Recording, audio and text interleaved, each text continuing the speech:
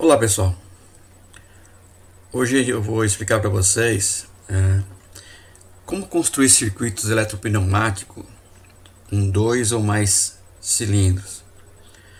Mas para isso vamos falar um pouco sobre, recordar um pouco, né, aquilo que vocês já aprenderam na pneumática, que é o diagrama trajeto-passo. Muitos de vocês recordam que o diagrama trajeto-passo é aquele que representa, né, sob a forma de gráfico, os movimentos que o cilindro realiza em cada passo durante um ciclo de trabalho, certo? Então, no movimento do cilindro, você tem lá uma sequência, né, o cilindro A avança, o B avança, o B retorna, o A retorna, enfim. Tá? Isso é chamado o diagrama trajeto-passo. Que aqui nós temos uma representação dela num diagrama. E aqui nós temos a representação de uma sequência, onde eu tenho o positivo aqui, o avança, e o negativo ele retorna, né? Então eu tenho o cilindro A avançando, depois o B avançando, o A retornando e o B retornando. No nosso diagrama eu tenho então o cilindro A avançando, certo? Quando ele chegou no final do curso dele, o B e avança. No final do B, o A retorna. E no retorno do A, depois o B retorna. Então esse é o nosso diagrama trajeto-passo, representado através dessa sequência que nós estamos vendo aqui. Aqui nós temos dois cilindros, né? Nós podemos ter aqui mais o C, o D, o E, enfim. Isso vai de acordo com a quantidade de cilindros que a gente vai utilizar na nossa sequência, ou seja, no nosso circuito. Tá? Isso aqui é válido tanto para pneumática como eletropneumática, é o nosso diagrama trajeto-passo. Então essa representação é válida para os dois. É só mais uma revisão de o que é o diagrama trajeto-passo. Certo?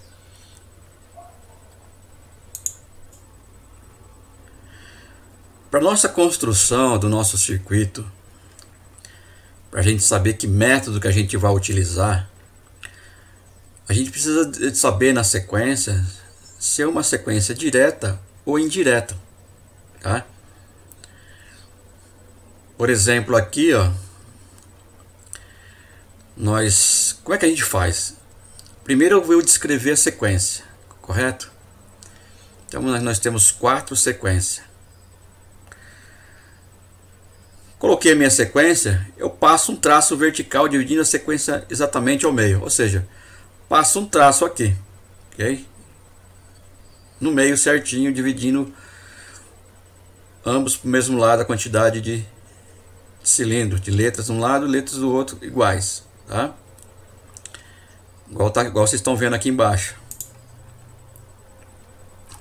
Se os dois lados forem iguais, não importa se aqui está com o símbolo de menos ou de mais, não importa. Passou o traço no meio. Se ambos os lados forem iguais, então isso daqui eu consigo construir pelo que a gente é uma sequência direta. Então eu consigo fazer isso aqui pelo método intuitivo, tá? Certo? Igual vocês estão vendo aqui, ó. Se tiverem as mesmas letras na mesma ordem, trata-se de uma sequência direta, cujo circuito de comando pode ser construído facilmente pelo método intuitivo, sem problema de sobreposição de sinais. Ou seja, estão iguais igual estão aqui, ó. O método intuitivo, como o próprio nome diz, é o método intuitivo, é para a sua intuição. Ou seja, é só colocar lá os meus cilindros que eu vou utilizar. No caso aqui eu tenho o cilindro A e cilindro B, e usar no final do curso ou no início do curso as nossas chaves fim de curso. Ou seja, ele vai até o final do curso, ele aciona uma chave fim de curso, né? O cilindro aciona a chave fim de curso. Chega no final, ele vai dar condição para outro avançar ou retornar, depende da tua sequência. É só posicionar ele no começo e no final do ciclo do curso do cilindro. É isso. Então, pelo método intuitivo é fácil. Só que quando a gente tem nos dois lados aqui, se passou o traço e nós temos igual tem aqui, ó, diferentes, são dois cilindros, mas a sequência está diferente. Tá? Eles não estão na mesma ordem. Aqui tem AB e aqui é BA, então eles não estão na mesma ordem. Então isso aqui você já não consegue construir pelo método intuitivo. Por quê? Porque se tentar fazer isso pelo método intuitivo, você vai ter problema de sobreposição de sinais, que a gente chama, tá? Então, nesse caso, quando eu tenho uma sequência indireta, eu tenho que usar um método de minimização de contatos, que a gente chama de método cascata, tá? Então aqui, ó, nós temos aqui uma sequência direta. Aqui novamente, ó, vocês podem ver que aqui, ó, estão iguais, ó, ACB na mesma ordem, tá? Independente do sinal que está aqui, é uma sequência direta. Isso aqui então eu consigo construir ele pelo método intuitivo tranquilo, tá? Caso contrário, se os dois lados do traço forem diferentes, ou seja, tiverem letras diferentes ou em outra ordem, trata-se de uma sequência indireta, que com certeza vai apresentar problema de sobreposição de sinais. Ou seja, você vai ficar tentando fazer essa sequência indireta pelo método intuitivo, você não vai conseguir, tá? Então a gente vai fazer isso pelo método de minimização de contatos, ou seja, o método cascata. Aqui tem uma sequência indireta, pode ver, ó. A avança e A retorna. Aqui já totalmente diferente. B avança e B retorna. Então tem uma sequência indireta. Aqui temos outro exemplo, ó. Outra sequência indireta. Outra situação que caracteriza uma sequência indireta é quando uma letra aparece mais do que uma vez nos lados do traço, como vocês estão vendo aqui, ó. B avança e B retorna. Isso é uma sequência indireta. Não tem como resolver isso aqui de jeito nenhum pelo método intuitivo. Teria que usar o método de minimização de contatos ou o método cascata.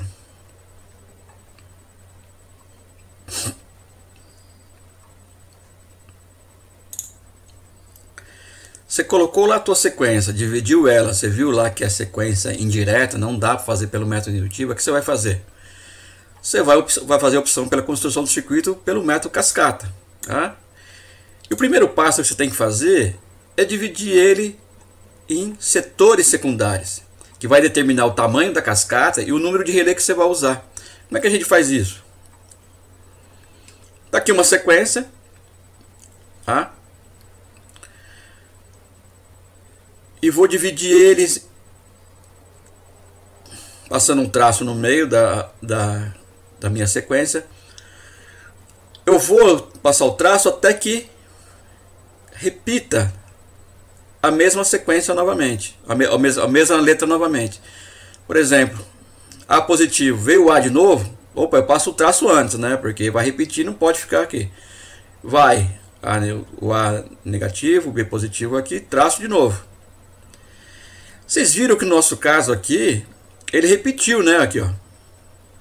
Ele ficou praticamente isolado, o A aqui positivo e o B aqui. Mas como aqui não repete ele nem aqui, eu posso fazer o quê? Eu posso jogar esse cara para cá e fazer junto a minha cascata. Certo? Então é um meio de eu utilizar aqui um setor secundário. Eu vou jogar esse B negativo junto com esse cara aqui, posso fazer a minha cascata. Tá?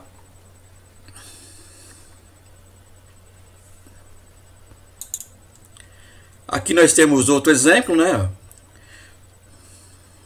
O A avança, o B avança.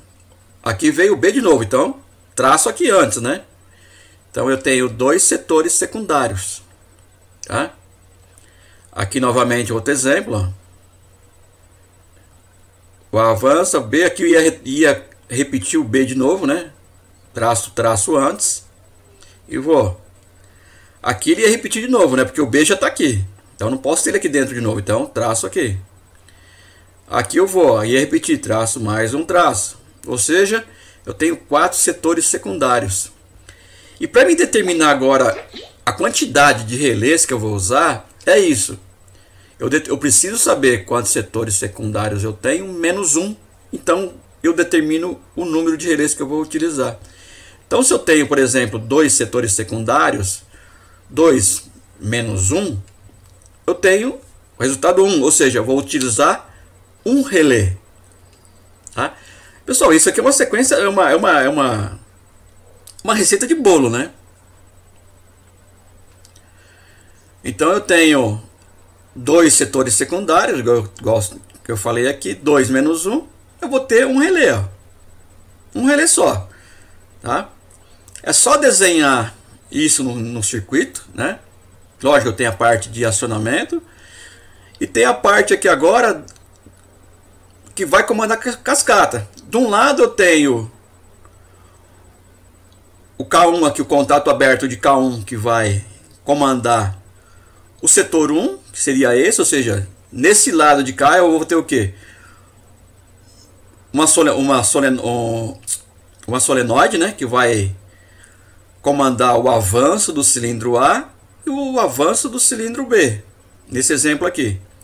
Do outro lado de cá, eu tenho o setor secundário 2, onde tem um relé fechado aqui, um contato fechado do relé, que vai me comandar o retorno de B, depois o retorno de A, certo? Por isso tem dois setores.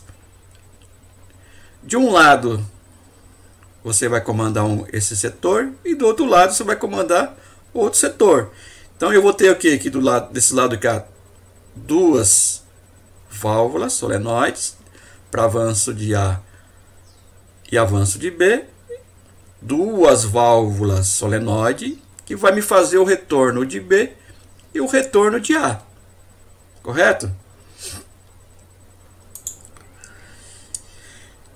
Então aqui ó, tá até dizendo aqui embaixo, ó, observe que para controlar dois setores secundários é exigido um único relé auxiliar. No nosso caso, 2 menos 1 deu um relé só. Enquanto o relé K1 está desligado, o contato fechado de K1 mantém energizado o setor 2. Se o relé meu está desenergizado, ele não está acionando nada. Os contatos dele estão normal do jeito que está, sem energização nenhuma. Um está aberto ou está fechado. Então do lado de cá, ó, o contato fechado de K1 mantém energizado o setor 2, certo? E o contato aberto de K1 mantém desenergizado o setor 1, tá? É importante depois, na hora que a gente for ver um exemplo, que na hora que a gente for energizar, esse K1 aqui ele vai fechar. Nós vamos acionar o relé K1, ele vai fechar, fazendo que a minha sequência aqui de um lado do setor seja cumprido o que está pedindo aqui, ou seja, o avanço de B, o avanço de A e depois o avanço de B na sequência, tá? Quando terminar aqui, o que eu preciso fazer? Eu preciso que essa condição no final, a chave, o relé, no final do curso desse cilindro B aqui, me dê condição para mim derrubar o relé. Ou seja, eu vou mudar de setor, então ele precisa, a chave final de fim de curso aqui, ela precisa fazer o quê? Ela precisa me dar a condição e derrubar o relé K1, ou seja, desenergizando o relé, fazendo com que o K1 aqui, o setor 2, seja acionado. Ou seja, para mim poder cumprir o retorno de B e o retorno de A aqui no setor 2, correto? Isso é um exemplo para dois setores. Eu tenho para 3 setores, depende da tua sequência, né? Eu preciso para 3 setores secundários. Receita de bolo. É só desenhar lá no teu circuito que de um lado vai ter um contato aberto de K1, 2, do jeito que tem que desenhar do jeito que está aqui. Então teria circuito setor secundário 1, 2, 3. Ou seja, 3 setores menos 1, 2 relés, ó, K2, K1, K2, 2 relés. E assim por diante. Vai ter para 4 setores secundários, que eu vou usar no caso 3 relés, ó, K1, K2 e K3. Tem que desenhar do jeito que está aqui. Depois eu tenho para 5 setores, menos 1, 4 relés, ó, K1, K2, K3 e K4. E assim por diante. Usando sempre a regra de setores secundários menos 1 é igual o número de relés que você vai utilizar no teu para fazer o teu circuito de acionamento conforme a sua sequência, correto? Agora vamos utilizar um exemplo aqui daqui da apostila da Parker. Tá até na página 107 da Parker, apostila da Parker, eletropneumática. Esse exemplo que a gente está vendo aqui. Então eu coloquei aqui a primeira coisa, eu escrevi a minha sequência, mas não tem problema, escreva a sequência. A avança, na sequência o B avança, opa, não pode repetir a mesma letra de um lado da sequência. Então, traço uma linha no meio.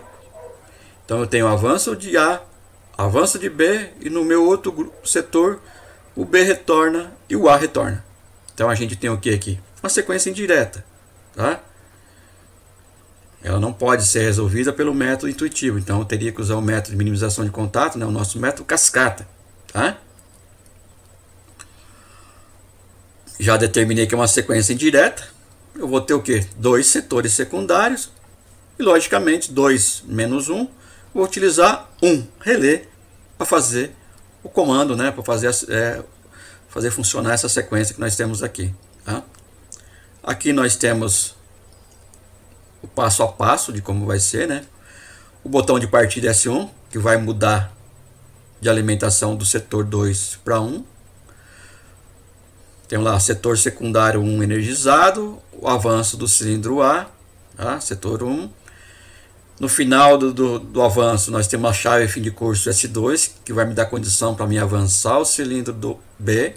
Temos a rede ainda, o setor secundário 1 ainda, tá? No final do B eu tenho que a chave fim de curso S3, que vai me dar a mudança de alimentação do setor 1 para 2, ou seja, acabou, né? A minha sequência era até aqui, avanço de A, avanço de B, agora eu tenho que fazer o quê? Retorno de B, retorno de A. Então eu tenho que colocar essa chave fim de curso S3 no final desse cara aqui para poder fazer a mudança de alimentação do setor 1 para 2, ou seja, acabou, preciso fazer a mudança de grupo. Vai me dar então essa mudança, a energização para o setor secundário 2, que vai me dar o que? O retorno do cilindro B. Ó, pode ver que a rede aqui já é 2, ó, é outro setor. No final desse cara aqui do B eu vou ter uma chave fim de curso que vai me dar condição de retornar o cilindro A, ok? Chave no final do curso, chave fim de curso S5, desliga retorno A e do B, ou seja, final do ciclo, ok?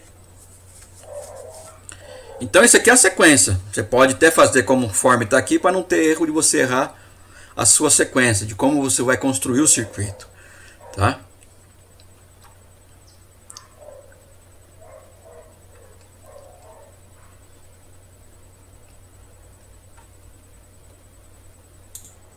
Então aqui nós temos aqui a sequência que eu falei, né, de anterior aí, no modo mais prático, né? Tá? No modo mais prático aqui, né? Ou seja, avanço de A, um processo qualquer de fixação para usinar uma peça. Então o meu cilindro avança, fixa a peça, tá? Depois vem meu cilindro, a minha broca, né? Avançando aqui o cilindro para fazer a furação, tá? Terminou a furação, o B retorna, né? Agora o B retorna. E a fixação, o cilindro levanta, soltando a peça aqui. Você viu que um exemplo bem prático, né? Para você ter ideia de que sequência de movimentos é uma coisa bem utilizada. Eu posso ter aqui, no caso bem simples, uma furação de uma peça, eu posso ter apenas 2 cilindros, como posso aqui ter 10, 20 cilindros, depende do acionamento, do teu processo, enfim, o que você vai fazer. Mas então a realidade é essa, tem a utilização de 2, 3, 4, enfim, vários cilindros no teu processo aí, tá? Então aqui como é que fica construído? Primeira coisa que você tem que fazer é já desenhar o cilindro, né? Já coloca o cilindro, já coloca lá a sua válvula direcional, os 2 solenoides, esse para o A e esse aqui para o B, né? Um cilindro. Já coloca a válvula direcional duplo solenoide aqui, faz a alimentação, né? Conforme está aqui. E já coloca a reguinha lá, né? Vai usar o fluido sim, já coloca a reguinha lá das tuas chaves fim de curso. Já coloca lá as duas, já deixa posicionado. Já não esquece de nomear ela, né? B1, o A1, A2, B1 e B2, certo? Ficaria mais fácil para você conseguir identificar, ou seja, que estão relacionadas ao teu cilindro A. Então põe A1 e A2 aqui, o B, põe B1, B2, já sabe que está relacionado ao cilindro B, tá? A primeira coisa nesse exemplo aqui é a construção do acionamento, né? Eu vou ter que fazer o acionamento do relé K1, tá? Vou ter que fazer. Então eu vou colocar um auxiliar dele aqui como se fosse aqui o meu contato de selo, né? Que eu vou ter que comandar. Eu tenho que fazer um acionamento do K1, porque numa hora que ele chegar e cumprir o primeiro setor, ele vai ter que fazer a mudança de setor, do grupo 1 para o grupo 2. Tá? Então ele vai ter que derrubar e vai começar o outro grupo. Então no caso aqui eu tenho o acionamento do relé, olha lá, relé K1, tá? Acionei ele vai avançar. Vocês podem ver que aqui já está identificado, eu já coloquei aqui o setor 1, setor 2. Então o K1, igual a receita de bolo, um é aberto, o outro é fechado. É um relé só. De um lado, então, eu tenho aqui, ó, o avanço, Y1, o avanço de A, tá? E do outro lado eu tenho o que? O avanço de B, aqui, ó, Y1, Y3. Já desenha, já faz isso aqui, ó. Coloca o aberto, já vem aqui, já coloca lá o Y1 e já liga aqui Y3. Depois você vai colocar aqui, você vai ver a sequência, se apaga e coloca o fim de curso correspondente aqui. Na nossa sequência, o que eu tinha? Então eu teria que fazer o quê? O avanço de A, lá, avançou A. Chegou no final dele aqui, o que vai acontecer? Eu tenho S2. Esse cara aqui vai dar condição para fazer o quê? Para avançar o B. Não é sequência? A mais, B mais. Então eu vou colocar onde? O S2? Vou colocar aqui, ó, é a sequência. Avançou o A, chegou no final do curso dele e vai acionar o S2. Opa, já coloca ele aqui, ó. Ele vai dar condição para fazer o quê? Para avançar o meu cilindro B. Então já coloca aqui, ó. Acionou lá no final do curso. Acionou o Y3, a solenoide Y3. Ó. Tá? Então já tem a sequência final. A minha sequência do primeiro setor secundário está cumprida. Porque acionando o Y3, esse cara aqui vai avançar o cilindro B. E ele vai chegar onde? Ele vai chegar no final do curso dele, onde vai acionar a chave fim de curso S3. Esse cara aqui, ó, no final do curso, está terminando o setor 1, setor secundário 1. Esse cara aqui, ele tem que derrubar o quê? Ele tem que derrubar o relé. Mas então onde eu vou colocar ele? Eu vou colocar ele aqui, ó, S3. Porque eu quero derrubar esse cara aqui, ó, o relé K1. Eu vou derrubar esse cara aqui para quê? Para que isso aqui volte a ficar aberto, isso aqui que era normal fechado, volte a ficar fechado. Ó, beleza. O K1 voltou normal, porque eu derrubei ele aqui, ó. Derrubei ele aqui. Olha lá, ele fechou. Ele fechou, eu tenho que fazer o quê? Eu tenho que cumprir o que está escrito lá, né? Correto? Então, esse cara aqui vai retornar, né? O B vai retornar. Na hora que ele retornar, ele já derrubou o relé, ele vai retornar, ele vai fazer o quê? Ele vai acionar o relé, a chave fim de curso S4. Quando ele está retornando S4, o que ele vai fazer? Ele vai dar condição, tá? Tá aqui, ó. Ele vai dar condição. Esse cara aqui tá fechado, tá? Porque ele está no início do curso do cilindro, vai estar fechado. Ele retornando, o que vai acontecer? Ele vai retornar ele mesmo. Y4. Então, acionou aqui, ó, no S3. Quando o S3 bateu aqui, ó, e o relé foi desacionado, tá? Ele fechou aqui. Ele fechou aqui o contato de K1 do relé. Ele já me deu condição para o cilindro B retornar, o Y4. Ok? Então ele já retornou o B. Tá? Quando o B retorna, ele vai chegar no início do curso dele, S4 aqui, ó. Então uma sequência. Então ele fechou aqui, ó. Para fazer o quê? Para poder fazer o retorno de A. Olha lá. Ele vai fazer o retorno do cilindro A. Beleza? Então cumpriu a sequência. A sequência completa. Tá? Quando o A chegar no final do curso dele, ele vai fazer o quê? Acionar o S5. Então eu coloco o S5 aqui, ó. Justamente nesse cara, para ele não ficar acionado no início da minha sequência. Já coloco ele aqui, ó. E ele é normal o quê? normal fechado, porque no início do curso ele vai estar o que? Ele vai estar aberto. Aí ele vai estar aberto, acionado, então, olha lá, está aberto, então não deixa esse setor 2 ser acionado. Então eu cumpri a minha sequência, conforme nós colocamos lá. Então o circuito está funcionando agora. E é isso, pessoal, espero que vocês tenham gostado do vídeo, que é onde a gente demonstrou o que é o diagrama trajeto-passo e como utilizar o método cascata em circuitos eletropneumáticos, com 2 ou mais cilindros. No próximo vídeo a gente vai ver um exemplo prático usando o software FluidSim. Até mais, aquele abraço.